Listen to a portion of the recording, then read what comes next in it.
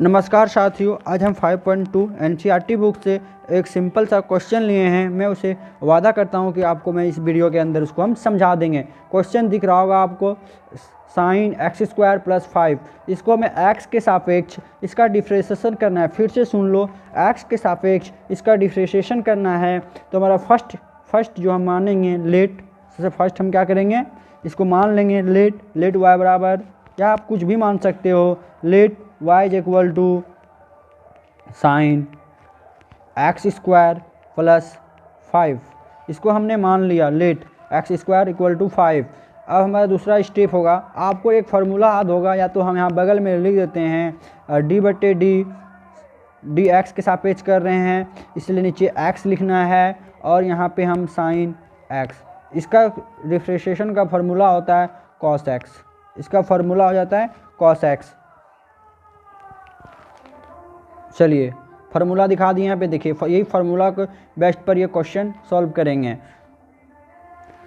तो हम एक स्टेप इसको लिखेंगे, उसके बाद हम आगे मतलब एक स्टेप क्या करेंगे, इसको जो हम स्टेप लिखेंगे इसमें क्या लिखेंगे, हम डिफ्रेंशिएशन किसके सापेक्ष कर रहे हैं, बस वही स्टेप लिखना है। Differentiation both side with required to x. क्योंकि एक्स यहाँ पे क्यों लिखें, यहाँ पे एक्स क्यों लिखें, क्योंकि एक्स के सापेक्ष हम इसका डिफ्रेंशिएशन कर रहे हैं, इसीलिए हम इसको एक्स लिखें। चलिए आगे स्टेप देखिए। इसके बाद हम जो लेट किए हैं डी वाई बटे d x is equal to x का जो हम यहाँ फार्मूला लिखे थे, एक्स का फार्मूला कॉस एक्स होता है, तो हम कॉस एक्स लिखेंगे। कॉस एक्स का जो ये टर्म पूरे एक्स का काम कर रहा है, ये टर्म जो है पूरे एक्स का काम कर रहा है, तो हम इस टर्म को एक्स स्क्वायर प्लस 5 हो गया। देखो हम जब किए इसका, तो हम इस टर्म का भी इसका भी हमारा डिफ्रेंशिएशन होगा, इस टर्म को भी हम इसको डिफ्रेंशिएशन करेंगे, जो ये टर्म है इनका भी डिफ्रेंशिएशन हो जाएगा। तो एक फार्मूला होता है डी बटे डी एक्स, यहाँ पे लिख देते हैं D by d x, E power x है तो ई पावर एक्स का क्या होता है, ई पावर एक्स का क्या होता है, ई पावर एक्स आगे आ जाते हैं, मतलब जो पावर है वो पावर क्या होते हैं, आगे आ जाते हैं। जो पावर है वो पावर आगे आ जाते हैं।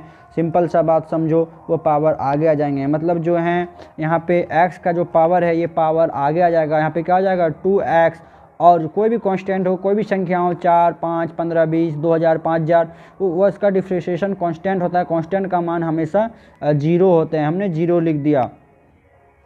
अब हमें इसको मिला के लिख देना है और सॉल्व हो गया ये क्वेश्चन। डी बटे d x is equal to 2, जो 2 यहाँ पे हैं, 2 जो है 2 उसको हम आगे कर देंगे, 2 एक्स को भी हम आगे ले लेंगे। यहाँ पे कॉस है तो कॉस को लिख देंगे एक्स स्क्वायर और प्लस 5।